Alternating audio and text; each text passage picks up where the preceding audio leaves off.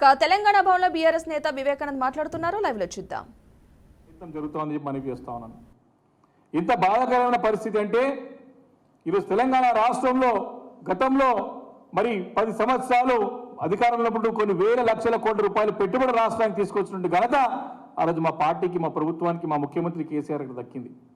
మరి ఈరోజు మరి గతంలో అప్పుడు కేటీఆర్ గారు పురపాలక శాఖ మరియు ఇండస్ట్రియల్ మినిస్ట్రీ ఉన్నప్పుడు మరి కేన్స్ అనే సంస్థ మరి అప్పుడు కర్ణాటక నుంచి మన రాష్ట్రానికి రావడానికి ప్రయత్నం చేసి మరి సుమారు 5,000 కోట్ల రూపాయల పెట్టుబడులతో వాళ్ళు వేరే రాష్ట్రానికి పోయే పరిస్థితి ఉంటే ఆ కేన్ సంస్థ వారిని మాట్లాడి ఒప్పించి తమకు స్థలం ఎక్కడ కావాలో ఫాక్స్కాన్ పక్క కావాలంటే 10 రోజుల్లో ఆ స్థలాన్ని కేటాయింపు చేసి వారికి అన్ని ఏం కావాలో సమకూర్చి మరి 3 నెలల్లో ఆ యొక్క శంకుస్థాపన కార్యక్రమాలు కూడా భూమి పూజ కార్యక్రమాలు జరిపిన పరిస్థితి ఉన్నది. మరి ఈరోజు ఇక్కడ ప్రభుత్వం నిద్రావస్థలో ఉన్నది.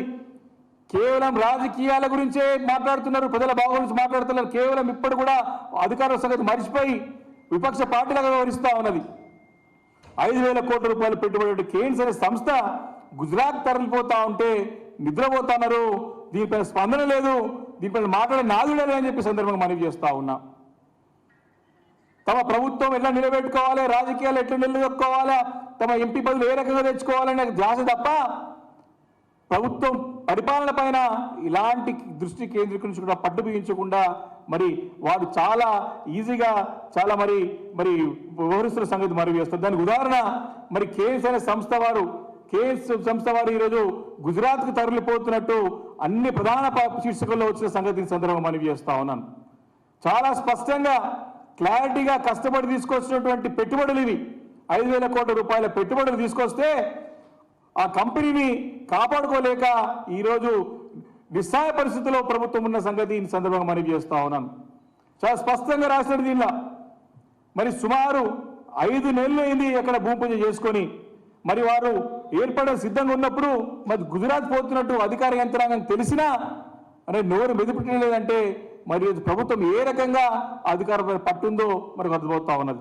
కానీ గుజరాత్ తరలిపోతున్నటువంటి సంస్థని కాపాడుకోవాలా, తిరిగి రాష్ట్రంలో నిలదొక్కునే విధంగా వారికి అవసరమైనటువంటి అన్ని వనరులు అన్ని కూడా పర్మిషన్లు కానీ అన్ని కూడా కేటాయించి వారికి అందరూ కాపాడుకునే బాధ్యత ప్రభుత్వం తీసుకోవాలని చెప్పేసి నిన్ను సందర్భంగా నేను మనవి చేస్తా ఉన్నాను. ఈ రకమైనటువంటి పరిపాలన రాష్ట్రంలో సాగుతూ ఉన్నది. ఈరోజు చూసినట్టయితే మరి ఇంకొక మాట మాట్లాడుతున్నారు ముఖ్యమంత్రి గారు.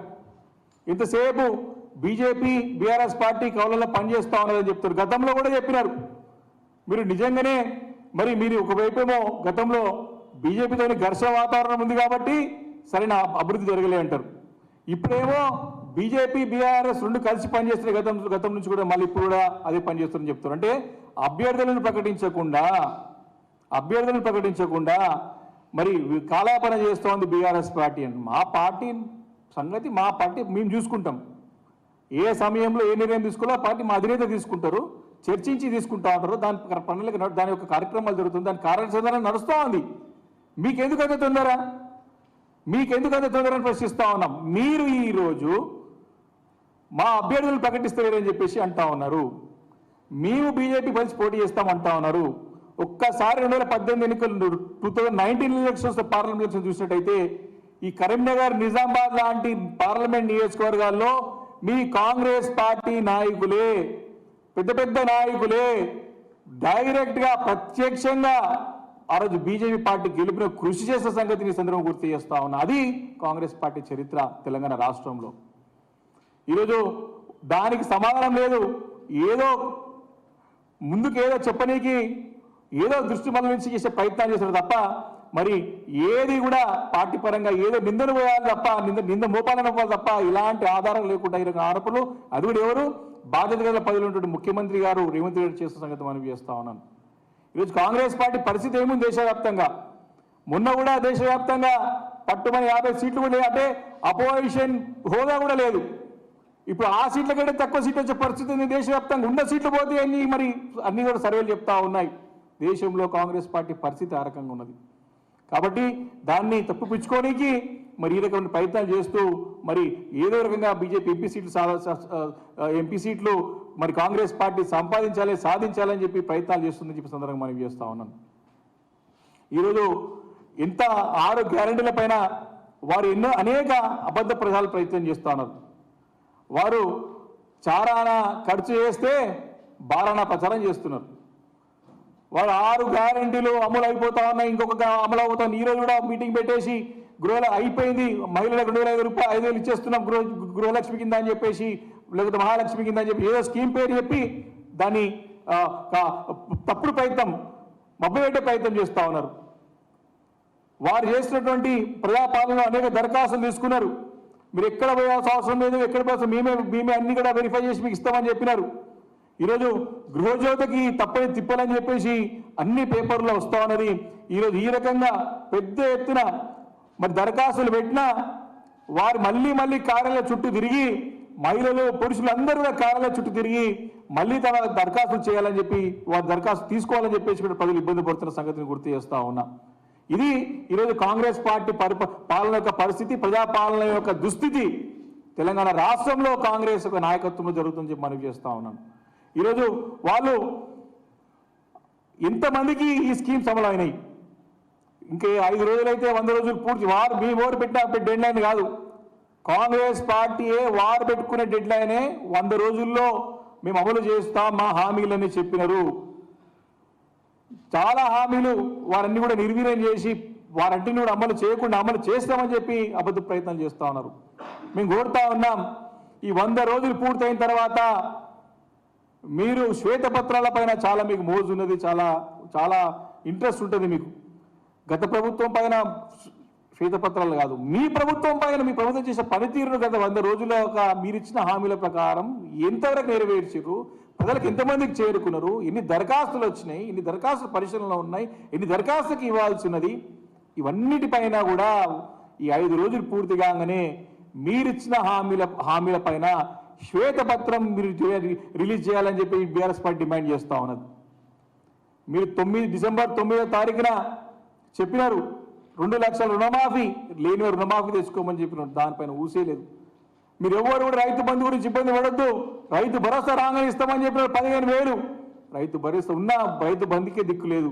2 ఎకరాలకి చేసేసి 3 ఎకరాలకు చేస్తామని చెప్పేసి ఉప ముఖ్యమంత్రి గారు అబద్ధాల మాటలు మాట్లాడుతూ ఉన్నారు. పెన్షన్ 2,000 పెన్షన్ తక్షణం 4,000 చేస్తామని చెప్పినారు. ఉన్న పెన్షన్ పరిస్థితి ఏ రకంగా ఉందో ప్రజలకు పెన్షనర్స్ అనుభవిస్తూ ఉన్నారు. ఈరోజు 200 యూనిట్ల యొక్క గృహజ్యోతి కింద ఫ్రీ కరెంట్ అని చెప్పినారు. ప్రజలు నానా ఇబ్బందులు పడుతూ ఉన్నారు. రోడ్ల పైన పడిగాలు పడుతున్నారు, కార్యాలయ చుట్టూ పడిగాలు కాలుస్తున్నారు, కార్యాలయ చుట్టూ తిరుగుతూ ఉన్నారు. మరి ఇది పరిస్థితి ఈరోజు రాష్ట్రంలో. కాబట్టి అనేక జాబ్ పైన క్యాలెండర్ ప్రకటిస్తామని చెప్పినారు, దానిపైన మాట్లాడే రాదుడే లేడు. కాబట్టి ఈ రకమైన పరిపాలన రాష్ట్రంలో సాగుతూ ఉంది. ఇంకా అందుకు విరుద్ధంగా మరి ఇంత ఘోరమైన అవమానం మరి రాష్ట్ర ఉప ముఖ్యమంత్రి బట్టి విక్రమార్క గారు, మరి ఎంతో పరిణితి చెందిన నాయకుడు వారికి సాక్షాత్తు యాదాద్రి లక్ష్మీ నరసింహస్వామి గారి ఆలయంలోనే అవమానం జరిగితే ఇప్పటి వారికి కూడా దానిపైన వివరణ ఇచ్చే నాదుడు లేడు, నాయకుడు లేడు. క్లియర్గా కింద కూర్చోబెడితే దానిపైన క్షమాపణ చెప్పడమా, తప్పు జరిగింది చెప్పడమా చెప్పకుండా మరి ముఖ్యమంత్రి గారు మరి ఆ పక్కకున్న మంత్రులతో భయపడుతున్నాడా, లేకపోతే మరి తెలిసి కూడా తెలియని వ్యవహరిస్తున్నాడా? దీనిపైన ఇంతవరకు కూడా మరి సరైన సమాధానం కాంగ్రెస్ పార్టీ నుంచి ప్రజలకు లేదు. దీన్ని ఎవరు అడుగుతున్నారు? ప్రజలు అడుగుతా ఉన్నారు. ఈరోజు ప్రజలు ప్రశ్నిస్తూ ఉన్నారు. ఈరోజు మిమ్మల్ని అనేక వేదికల ద్వారా, అనేక ప్లాట్ఫామ్స్ ద్వారా ఈరోజు ప్రభుత్వాన్ని, ముఖ్యమంత్రి గారిని, మరి సాక్షాత్ ఉప ముఖ్యమంత్రి బట్టి విక్రమార్క గారి అవమానాన్ని ప్రజలు ప్రశ్నిస్తున్నారు మిమ్మల్ని. దీనిపైన సమాధానం చెప్పాలా ముఖ్యమంత్రి గారు? మీ పక్కకున్న ఆ ఒక మానవ బాంబులతోని భయపడుతున్నారా మీ పదవి పోతుందని చెప్పి? ఇలాంటి అవమానాన్ని సహిస్తున్నా తెలంగాణ సమాజం ప్రశ్నిస్తూ ఉన్నారు. దీనిపైన సమాధానం క్లారిటీ కావాలని కోరుతా ఉన్నారు. ప్రజలకు సమాధానం చెప్పాల్సిన అవసరం ఈరోజు ముఖ్యమంత్రి గారి పైన చెప్పి సందర్భంగా మనం చేస్తా ఉన్నాను. కాబట్టి ఈ రకంగా పరిపాలన మరి అస్తవ్యస్తంగా, మరి మాకు నిజంగా కూడా ఇలాంటి తొందర లేదు, కానీ మీరిచ్చినటువంటి టైం డెడ్ లైన్ని మీకు గుర్తు చేస్తాం తప్ప ఇంకోటి లేదు. మీరు మాట్లాడే మాటలకి మేము సమాధానం చెప్పాల్సిన అవసరం ఉన్నది. మీ అనుమానాలు మేము గుర్తు చేయాల్సిన అవసరం వస్తున్నది ఈరోజు. కాబట్టి ఈరోజు చాలా స్పష్టంగా గేట్లు తెరిచాల్సింది అక్కడ కాదు, గేట్లు ముయ్యాలి, పోయి తొందరగా మేడిగడ్డకి రిపేర్ చేసి గేట్లు మూసి ఈరోజు తెలంగాణ రాష్ట్ర వ్యాప్తంగా ఈరోజు రైతులు ఇబ్బంది పడుతూ ఉన్నారు.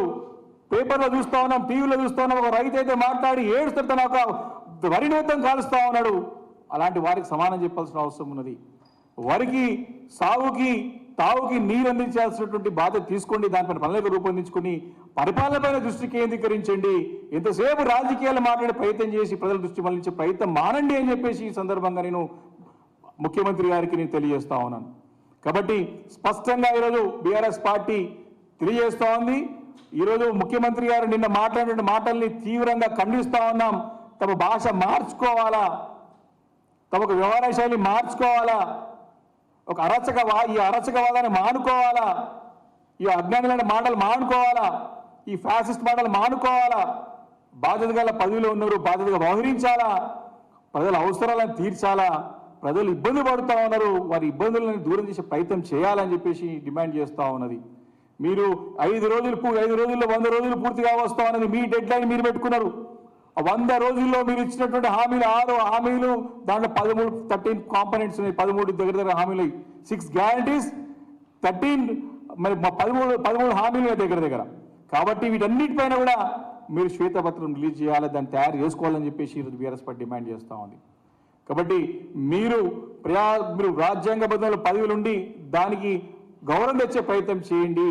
తెలంగాణ సమాజం సాంప్రదాయాన్ని కలుషితం చేసే ప్రయత్నం మానండి అని చెప్పి ఈ సందర్భంగా బీఆర్ఎస్ పార్టీ తరఫున హెచ్చరిస్తూ, మరి మా బీఆర్ఎస్ పార్టీ ఎమ్మెల్యేలందరూ కూడా క్షమాపణ చెప్పాల్సిన అవసరం ఉంది. ఈరోజు మీరు మీ గేట్లు తెరిస్తే మేము గొర్రెల మందలకు వస్తానికి రెడీ ఉంటాం.